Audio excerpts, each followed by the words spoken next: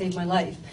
This was 10 years ago, okay? So the next part of the story is, after surgery, I brought the big loose clothing, and when they tried to get me dressed after having this brutal surgery, I passed out, was not, I got sick, and I got in trouble by the nurse. She said, "Why did you bring this?" And I said, "Why don't you provide something? How can you be mad at me after a double mastectomy because I don't have the right equipment and you don't provide the right equipment?" Okay, I have this much Blackfoot Indian in me, and we were the last to stop scalping. So there is a little tiny bit of temperament there. So as I am now I'm going down the hall, and I literally have this out-of-body experience, and I'm like, I vow to myself and to other sisters that are coming down this horrible path, I will change this for other women. So I didn't cry through cancer. I would say, pretty brave, except for when it came to getting dressed. I shuffled into my closet. There was nothing to wear. That was the straw that broke the camel's back for me. I said, this is too hard.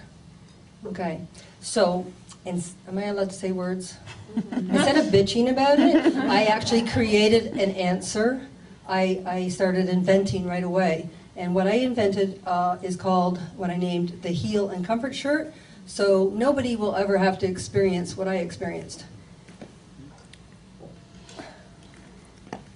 If that's hard to relate to, this usually seals the deal. If men were to lose their man parts in the war against cancer, they would never be sent home in their wife's skirt.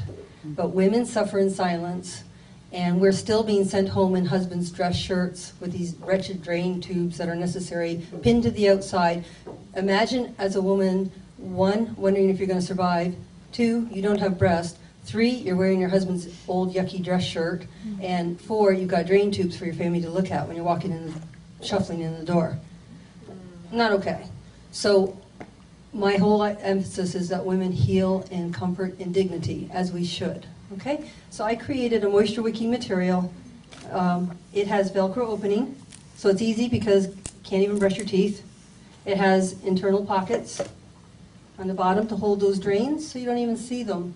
They can go to their post-op. They don't get sticky and clammy. And I am a bootstrap business, so all of you that are entrepreneurs and saying, I don't have $500,000, but I have a dream, go for it.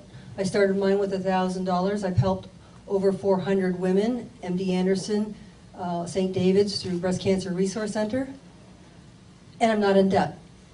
And I don't have a VC. Nobody owns me. I'm still doing my own thing, okay? So that's the shirt. And the last thing I'd like to leave you with is I'd like to share with you my shadow story. The shadow story was created because of an experience that I had. It is pretty mind-blowing to have the first look, I call it, the first look. So imagine having this horrible, horrible surgery, and you go to the mirror for the first time. And you look in the mirror, and there is no way you can prepare yourself for what you look like. There is no way. And so I gave you a visual. At 2 o'clock in the morning, I got up and I said, I'm going to be speaking in front of creative, inventive people. So I'm going to give you a visual. This is my way of theater. Here we go.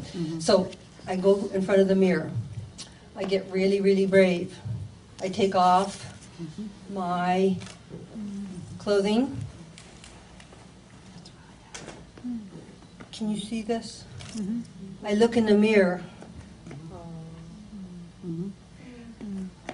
The human brain says, you're not going to make it. You look horrible. Look at you. I have tubes coming out. No breath. Awful. I can't brush my own teeth. I can't wash my hair. Okay? So it's a challenge, right? So what I do is I get to nature when I'm struggling. I went outside. It was a beautiful sunny day. I looked on the sidewalk, and there was my shadow. Well, then I become a child for 2 seconds, a relief in the brain. I start playing with my shadow like you did when you were a kid. Yeah, this is me entertaining myself. And then, as the wind came, and an awareness came inside, and a message that I heard, is the only reason why I can cast a shadow is because I'm still here. I'm as much of a fixture as a mountain in the forest.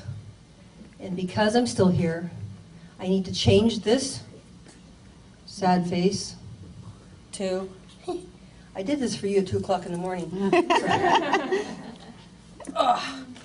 To the only shirt that I proudly wear, and that is be brave and fight like a girl. That has applications in all different aspects. You don't have to go through what I went through. Be brave and fight like a girl can be for your mind. We all have challenges in life, but I know you can do it. The last thing I'd like to give you 4 little takeaways, is this. You miss 100% of the shots that you don't take. So be a risk taker and go for it. Leave the campsite cleaner than when you came. Be brave and fight like a girl or a man. And the last thing is, please hear this. Early detection will save your life. Don't put it off. Thank you for your time. Thank you, Brandy, for inviting me.